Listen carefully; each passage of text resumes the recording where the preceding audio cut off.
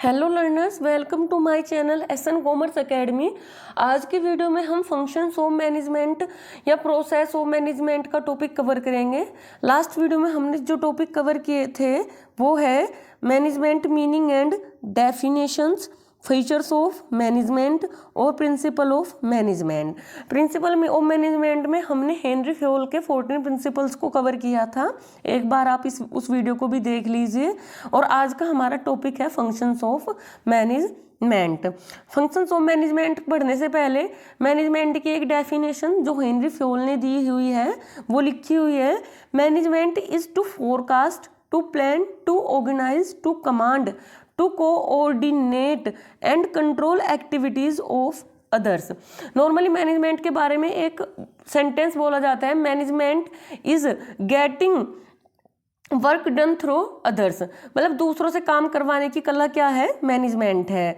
तो normally manager का simple काम रहता है कि अपने एम्प्लॉयज़ को मोटिवेट करना, उनसे काम कराना। वो यहाँ पर लिखा हुआ है कि मैनेजमेंट क्या है, फोरकास्ट करना, प्लान करना, ऑर्गेनाइज करना, कमांड करना, कमांड देना अपने एम्प्लॉयज़ को, अपने सबॉर्डिनेट्स को, और उनकी एक्टिविटीज़ को कंट्रोल करना। ये मैनेजमेंट की डेफिनेशन हेनरी फ्योल ने दी थी।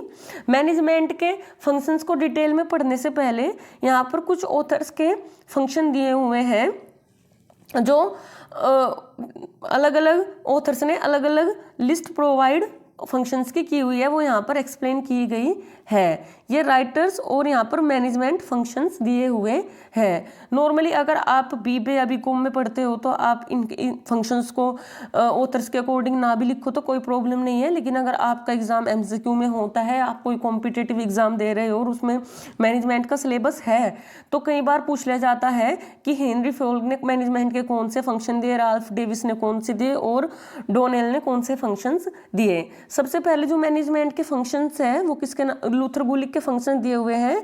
और इनकी जो शॉर्ट ट्रिक है जिसके हेल्प से हम याद कर सकते हैं वो है पोस्ट कोड। पी से प्लानिंग, ओ से ऑर्गेनाइजिंग, एस से स्टाफिंग, डी से डायरेक्टिंग, सी से कोऑर्डिनेटिंग, आर से रिपोर्टिंग, बी से बजटिंग। नॉर्मली मैनेजमेंट के सबसे जो वाइड फंक्शंस है वो गुलिक ने ही दिए हुए हैं। इसमें रिपोर्टिंग और बजटिंग को भी इंक्लूड किया गया है जो नॉर्मली हम मैनेजमेंट के फंक्शंस में नहीं पढ़ते। लेकिन सिंपल फंक्शंस, प्लानिंग, प्लान करना, प्लानिंग हमेशा फ्यूचर के लिए ही होगी, ठीक है।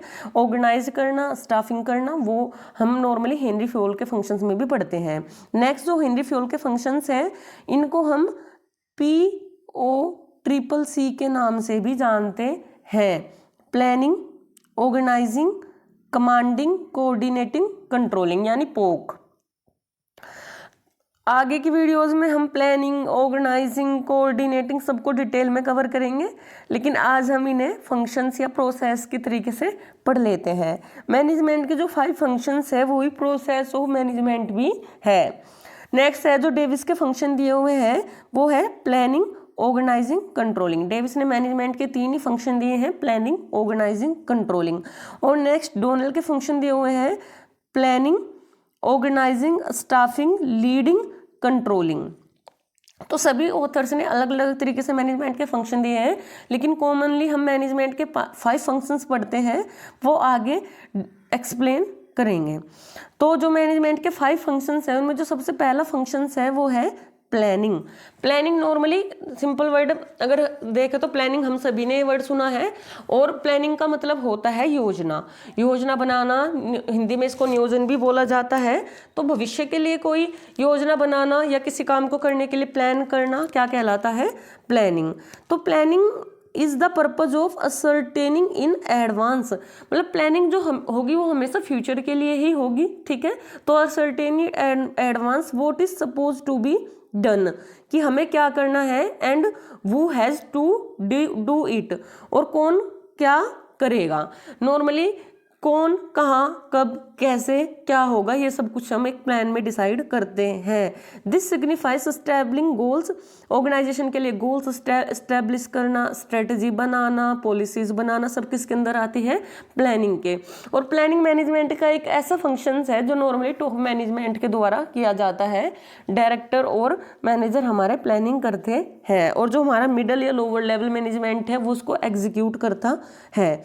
नेक्स्ट जो फंक्शन है मैनेजमेंट का वो है organising, is the administrative operation of specifying, grouping task, duties and authorising power and destinating resources. देखो यहाँ पर लिखा हुआ है कि चीज़ों को ऑर्गेनाइज करना, ड्यूटीज और रिस्पॉन्सिबिलिटी को असाइन करना क्या कहलाता है? ऑर्गेनाइजिंग कहलाता है। देखो ऑर्गेनाइजिंग या ऑर्गेनाइजेशन एक ऐसा वर्ड है जो नॉर्मली हम सभी यूज करते हैं। ये ऑर्गेनाइज करना है, वो ऑर्गेनाइज करना है, ठीक है, इवेंट ऑर्गेनाइज करना है, तो किसी काम को प्रॉपर वे में करना ही क्या कहलाता है? ऑर्गेनाइजिंग कहलाता है। अगर मान लो फॉर एग्जांपल आपका रूम बहुत बिखरा हुआ है तो आप क्या बोलोगे कि रूम में चीज़ें ऑर्गेनाइज नहीं है। तो ऑर्गेनाइज का मतलब कि जो चीज़ जहाँ पर होनी चाहिए वो वहीं पर हो, उसे हम क्या बोल देते हैं? ऑर्गेनाइजिंग। तो नॉर्मली यही बिजनेस में अप्लाई होता है कि काम को ऑर्गेनाइज करना, वर्क फोर्स को ऑर्गेनाइज करना, उनको उनकी ड्यूटीज, टास्क, रिस्पॉन्सिबिलिटी बताना ही क्या कहलाता है? Organizing. It ascertain the actions and resources are needed, decide करते हैं कि आपको क्या क्या रिसोर्सेज चाहिए और वो will to be distinct job, और कौन उस जॉब को करेगा। तो ऑर्गेनाइज के अंदर हम टास्क, ड्यूटीज, रिस्पॉन्सिबिलिटी डिसाइड करते हैं। अलग अलग बिजनेस अलग अलग तरीके से अपने फंक्शंस को ऑर्गेनाइज करके चलते हैं। जैसे आप कई बार देखते हो, मान लो आप किसी कॉलेज में जाते हो तो वहाँ पर अलग अलग डिपार्टमेंट बने होते हैं, BBA डिपार्टमेंट, BCA डिपार्टमेंट, या आप किसी ऑर्गेनाइजेशन में जाते हो तो वहाँ पे भी अलग अलग डिपार्टमेंट होते हैं, HR department, finance department, human resource department, marketing department, research and development department. तो उन लोगों ने अपने काम को इस तरीके से बांटा हुआ है, ऑर्गेनाइज किया हुआ है, ताकि सभी फंक्शंस प्रॉपर्ली रन करते रहे और किसी भी काम में किसी को कोई भी प्रॉब्लम ना आए। नेक्स्ट जो मैनेजमेंट का फंक्शन है वो है डायरेक्टिंग। तो डायरेक्टिंग सिंपली कि किसी को भी कमांड देना, कमांडिंग। डायरेक्टिंग जैसे आपने अभी पढ़ा कि हेनरी फयोल के उसमें डायरेक्टिंग को क्या बोला गया था? कमांडिंग। तो जो सुपीरियर होते हैं वो अपने सबऑर्डिनेट को डायरेक्ट करते हैं, कमांड करते हैं, ठीक है। तो डायरेक्टिंग भी मैनेजमेंट का एक फंक्शन है। Directing, leading and encouraging the employees to complete the task allocated them. जो उनको टास्क दिए हुए हैं उनको पूरा करने के लिए उनको डायरेक्ट करना, गाइड करना, लीड करना ही क्या कहलाता है? डायरेक्टिंग। डायरेक्टिंग में हमारा कम्युनिकेशन, मोटिवेशन, इन सभी एलिमेंट्स को इंक्लूड किया जाता है। Motivation and leadership are two chief elements of directing. Motivation और लीडरशिप डायरेक्टिंग के दो एलिमेंट हैं। इसमें कम्युनिकेशन को भी इंक्लूड किया जाता है। तो मैनेजमेंट का जो नेक्स्ट फंक्शन है वो है स्टाफिंग। स्टाफिंग एक ऐसा फंक्शन है मैनेजमेंट का जो ह्यूमन रिसोर्स से जुड़ा हुआ है। नॉर्मली एक जब भी बिजनेस शुरू किया जाता है तो उसके अंदर कई सारे टास्क और फंक्शंस होते हैं जो करने होते हैं, और उन्हें करने के लिए आपको स्टाफ की नीड होती है। तो स्टाफिंग मतलब स्टाफ को हायर करना ही क्या कहलाता है? स्टाफिंग। तो staffing is obtaining the best resources for the right job. तो जॉब के लिए, काम के लिए रिसोर्सेज को, ह्यूमन रिसोर्सेज को हायर करना है क्या कहलाता है? Staffing. A significant perspective of management is to make certain that is appropriate people and skills are obtainable proper place and times to achieve the goals of the company. ये थोड़ा सा आपको पढ़ने में डिफिकल्ट लग रहा होगा, लेकिन सिंपली मैं समझा देती हूँ कि नॉर्मली ऐसे टैलेंट को हायर करना जो जॉब के लिए सही हो, और इंश्योर करना है कि right people at right place, मतलब जो जिसको जहाँ होना चाहिए वो वहीं पर ही है। क्योंकि अगर आप किसी को गलत जॉब दे दोगे तो वहाँ पर वो अपनी पूरी कैपेसिटी के साथ काम नहीं कर पाएगा। और बिजनेस में इस फंक्शंस को करने के लिए एक अलग से डिपार्टमेंट होता है, ह्यूमन रिसोर्स डिपार्टमेंट, जो इंटरव्यू से लेकर हायरिंग, रिक्रूटिंग और आपका प्रमोशन सारे फंक्शंस करता है। This is also called the human resource operations. वही लिखा हुआ है कि ह्यूमन रिसोर्स ऑपरेशंस है जिसके अंदर आपका प्लेसमेंट, रिक्रूटमेंट, कोचिंग सब इंक्लूड किया जाता है। जो लास्ट फंक्शन है मैनेजमेंट का वो है कंट्रोलिंग। देखो कंट्रोलिंग एक ऐसा फंक्शंस है जो हर लेवल पर ही काम करता है, चाहे आप प्लानिंग कर रहे हो, स्टाफिंग कर रहे हो, डायरेक्टिंग कर रहे हो या ऑर्गेनाइजिंग कर रहे हो, लेकिन आपको चीज़ों को कंट्रोल करके चलना पड़ेगा। आपको कुछ स्टैंडर्ड्स बनाने पड़ेंगे, उनके अकॉर्डिंग काम करना पड़ेगा। बिकॉज ह्यूमन बीइंग का ही नेचर है कि अगर आप उसको फ्री छोड़ दोगे तो वो अपने काम को अच्छे तरीके से नहीं करेगा। तो टाइम टू टाइम आपको परफॉर्मेंस को मेजर करना और कंट्रोल करना ज़रूरी है ताकि ज़्यादा से ज़्यादा आउटपुट मिल सके। तो देख लेते हैं कंट्रोलिंग के बारे में क्या लिखा हुआ है। Controlling is the management operation of controlling organisation achievement toward the accomplishment of organisational intentions. Simple सी बात है, ऑर्गेनाइजेशन को गोल्स को पूरा करने के लिए टाइम टू टाइम परफॉर्मेंस को मेजर करना, स्टैंडर्ड क्रिएट करना किसके अंदर आता है, कंट्रोलिंग के अंदर आता है। जैसे आप सभी देखते हो, आप स्टूडेंट हो अगर, तो आप जैसे BBA BCom जो भी पढ़ाई कर रहे हो तो टाइम टू टाइम आपके सेशनल या आपके एग्ज़ाम, सेमेस्टर एग्ज़ाम लिए जाते हैं। उसका पर्पज़ यही रहता है कि आपके परफॉर्मेंस को मेजर किया जा सके वो 3 मंथ्स या 6 मंथ्स में, ताकि आप देखो और आपके जो टीचर्स हैं उनको पता लगे कि आप कैसा परफॉर्म कर रहे हो और उसके अकॉर्डिंग आप अपनी परफॉर्मेंस को सुधार सको।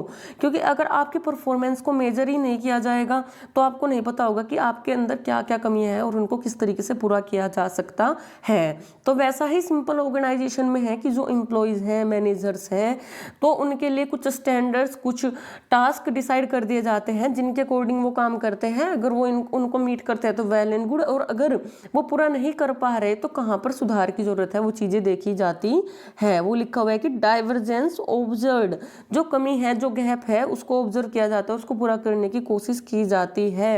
Here management should ascertain what activities and output are important to process. यहाँ पर मैनेजमेंट देखता है कि प्रोग्रेस के लिए हमें क्या क्या और एक्टिविटी करनी होंगी। तो यहाँ आपके मैनेजमेंट के 5 फंक्शंस थे, एक बार मैं रिपीट कर देती हूँ। Planning, organizing, staffing, directing and controlling. और ये 5 फंक्शंस किसी भी बिजनेस के लिए मोस्ट इम्पोर्टेंट है, ठीक है। हर लेवल पे इनको परफॉर्म किया जाता है। और अगर आपको एग्जाम में क्वेश्चन आता है what is the process of management, तो स्टेप बाय स्टेप आप इन्हीं 5 फंक्शंस को दिखा सकते हो। आपका ऑर्गेनाइजिंग के बाद स्टाफिंग आएगा और उसके बाद डायरेक्टिंग। यहाँ पर थोड़ा सा सीक्वेंस आगे पीछे हो गया है क्योंकि जब आप प्रोसेस बनाते हो फंक्शंस में तो आप आगे पीछे भी लिख दो, कोई समस्या नहीं है, लेकिन प्रोसेस में आपको स्टेप बाय स्टेप चीज़ें दिखानी होती हैं। तो प्रोसेस ऑफ मैनेजमेंट का टॉपिक भी आपका फंक्शंस ऑफ मैनेजमेंट के साथ ही कवर किया जाता है। तो ये टॉपिक कंप्लीट होता है। Thank you.